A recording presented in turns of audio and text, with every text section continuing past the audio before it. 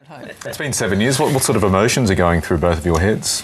Well, a lot at the moment. It didn't really feel real, I don't think, until the last few days when we've been talking a lot about it, and now it's kind of happening and it won't be on anymore. I'm not sure what I'm doing next year, and it's all very, very daunting but exciting at the same time. Yeah. Yeah, it was our choice. We'd had a great run. Yep. We didn't want the show. We didn't want to be one of those shows that tailed off and people went, oh, it used to be.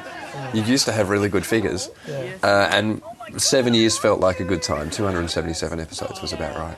Was it the sort of show where no matter who you approached in terms of musical artists and people visiting from overseas, where they were always keen to say yes and to get on board? I can imagine it wouldn't have been difficult to try and secure the really great talent that you got.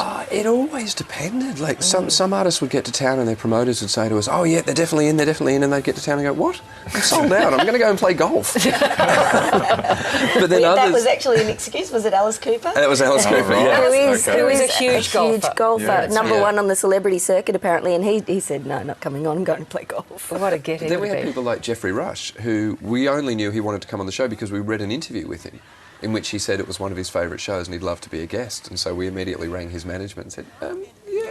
I just love the surprises. I mean, Brian Mannix from, Uncanny X-Men. Who would know that he would turn out to be such a treat on Spicks? He was one of your favourites, He I was one of my suspected. favourites, yes. And look, he was amazing. He turned it on every time he came on the show. He made the same joke every time to every lady. Thank goodness I'm wearing stretch jeans. And they still love it. And we loved it. He was magnificent. Let's see an excerpt of the show. One of the guests, Paul Gray, I believe. We have a bit of him.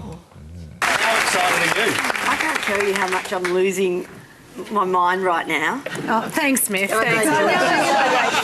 Paul, Yes, Myf. Oh my God, I loved you! You actually were the first stage of my breakdown of my relationship with my mother in my teenage years. And why was that? When my mum didn't let me go and see Wawani and Geisha at the Oriental Leisure Centre, and I called her a bitch.